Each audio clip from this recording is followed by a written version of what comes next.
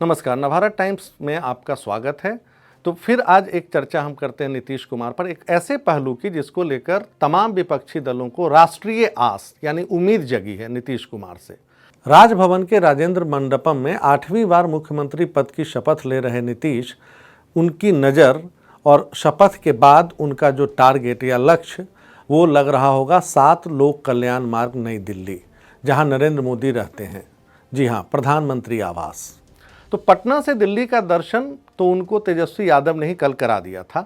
जब वो राजभवन में सरकार बनाने का दावा पेश करने के बाद बाहर आए तो तेजस्वी यादव से किसी पत्रकार ने पूछा कि क्या नीतीश कुमार पीएम पद के उम्मीदवार होंगे। तो तेजस्वी कहते हैं, अब ये सवाल मैं मुख्यमंत्री जी पर ही छोड़ता हूँ, लेकिन क्या ये सच नहीं है कि वो इस देश के सबसे अनुभवी सीएम हैं। बगल में खड़े नीतीश कुमार ब्लश कर रहे थे, उनके चेहरे की लालिमा ये बता रही थी। पर क्या खुद के मान लेने भर से नीतीश कुमार पीएम मटेरियल हो सकते हैं? इस तरह के प्रयास तो मायावती से लेकर शरद यादव के लिए भी हुए, हमने देखा, लेकिन सारे पिछले ऐसे प्रयास विफल रहे हैं। तीसरा मोर्चा हो या साझा विपक्ष, कभी एक नेता पर सहमति नहीं बन सकी। फिर क्या राष्ट्रीय जनता दल और जनता दल यूनाइटेड के साझा नेता के तौर पर नीतीश कुमार इतना आगे बढ़ सकते हैं? हो भी सकता है। राजनीति में कोई भी संभावना से इनकार नहीं किया जा सकता, क्योंकि आरजेडी के पक्ष में एक बात भी जाती है। कारण है लालू प्रसाद यादव। उनकी पहुंच सीधे 10 जनपद तक रही है और उनकी बात भी हिंदी पट्टी के सभी विपक्षी नेता सुनते आए हैं। मुझे लगता है अभी जेल से बाहर आने के बाद जब वो पटना में थे, स्वास्थ्य लाभ कर रहे थे, तभी नीतीश को साथ लाने की पटकथा भी लिखी गई थी। अब थोड़ा पीछे चलते हैं। 2013 के बाद जब नीतीश कुमार लगभग महागठबंधन के नेता के तौर पर नरेंद्र मोदी के खिलाफ उभर रहे थे और 14 में जब मोदी जीते और जब वो महागठबंधन की सरकार उन्होंने बनाई नीतीश कुमार ने 15 में बिहार में, तो माना जाने लगा कि 19 में वो दावा पेश करेंगे पीएम पद के लिए। लेकिन अचानक 17 में उन्होंने झटका दिया और भाजपा का दामन थाम लिया, ये कहते हुए कि जेडीयू की आकांक्षा इतनी बड़ी नहीं हो सकती, हम क्षेत्रीय पार्टी हैं और बिहार तक सीमित रहेंगे। इसलिए 5 साल बाद गिरी हुई विश्वसनीयता के साथ मोदी विरोधी खेमे में वही मुकाम हासिल करना क्या नीतीश के लिए इतना आसान होगा? उनकी क्रेडिबिलिटी कहाँ है? आप देखिए, अखिलेश यादव, मायावती, ममता बनर्जी, शरद यादव, केसीआर, नवीन पटनायक, उद्धव ठाकरे, स्टालिन, जगन रेड्डी, तमाम नेता एक मंच पर तो आ जाते हैं, जिस तरह एचडी कुमार स्वामी के शपथ ग्रहण में इकट्ठा हुए थे। लेकिन मंच से उतरने के बाद अक्सर राहें जुदा हो जाया करती हैं। उधर कांग्रेस अपने युवराज का त्याग कर नीतीश को नेता मानेगी, ये भी कहना मुश्किल है। हालांकि सोनिया से उनकी बात हुई है कटसिम। हालांकि 24 से पहले होने वाले विधानसभा चुनाव के नतीजे शायद इस पे कुछ क्लैरिटी लाएं, क्योंकि कांग्रेस राजस्थान और छत्तीसगढ़ अगर नहीं बचा पाई तो उसकी हैसियत क्या होगी ये तय है। कुल मिलाकर अभी नीतीश कुमार के लिए पीएम उम्मीदवारी मुझे लगता है कि बहुत दूर है, और वो क्या करने वाले हैं आने वाले समय में ये मैं आपको बताने की कोशिश कर रहा हूँ। दरअसल ये पूरी कहानी जेडीयू के अस्तित्व को बचाने की है और पूरी लड़ाई इसी पर टिकी हुई है। मेरा मानना है कि नीतीश कुमार अभी बिहार में ही बने रहेंगे। उनके लिए कुर्सी जरूरी है। कुर्सी बचाने के लिए और अपने राजनीतिक भविष्य के लिए ही वो पिछले 2 साल से काम कर रहे थे भाजपा के साथ।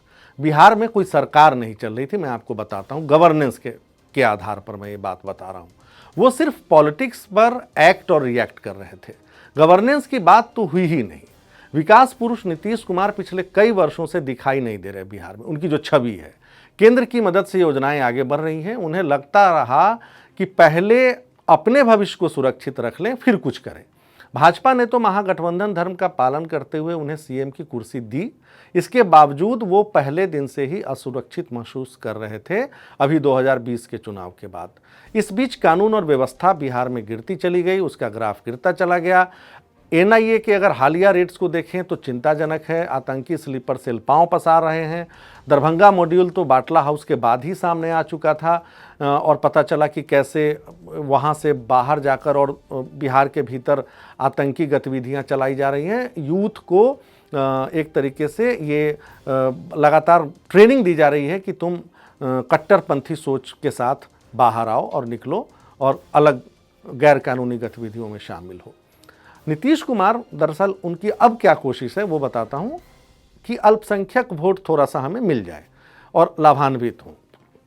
नीतीश कुमार का चूंकि कोर वोट बैंक जो है वो 7-8% का है, हम सबको मालूम है, और लगातार भाजपा ने उनको चोट पहुंचाई। भाजपा ने इसलिए नहीं चोट पहुंचाई, भाजपा का वोट बैंक बढ़ता गया, उनका गिरता गया। तो 2015 में लालू के साथ वो इसीलिए गए थे कि महागठबंधन में उनको लगा कि हमको थोड़ा वोट बैंक वहाँ ज़्यादा मिलेगा। पिछड़ा वोट बैंक लगातार इस दौरान भाजपा की तरफ शिफ्ट होता गया, खासतौर पर ईबीसी। इसलिए जेडीयू के भीतर लगातार ये चिंता रही कि गिरते हुए सामाजिक आधार को कैसे मैनेज करें।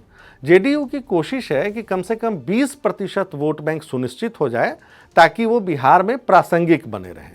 अब ये बड़ा एक डॉन्टिंग टास्क है नीतीश कुमार के लिए, आरजेडी के साथ मिलकर एक अलग जनाधार बनाना।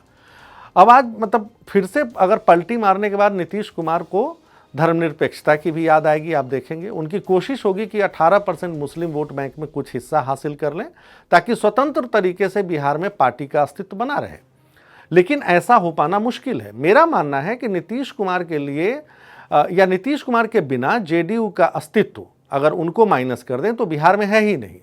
इसलिए नीतीश कुमार चाहे बीजेपी के साथ रहते या आरजेडी के साथ, दोनों ही हालात में उनकी पार्टी को बड़ी सहयोगी पार्टी खाने के लिए तैयार बैठी है।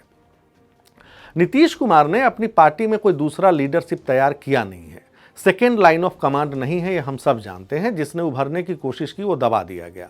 उधर विकास के एजेंडे पर मोदी मॉडल के सहारे बीजेपी लगातार नीतीश पर 20 साबित होने की कोशिश करती रही और अब और करेगी।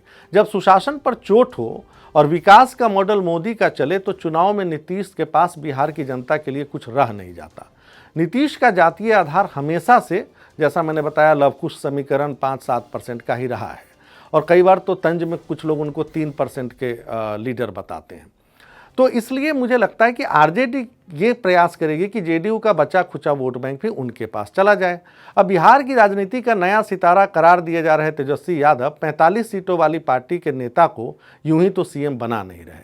बाकी आप समझदार हैं, सब समझते हैं।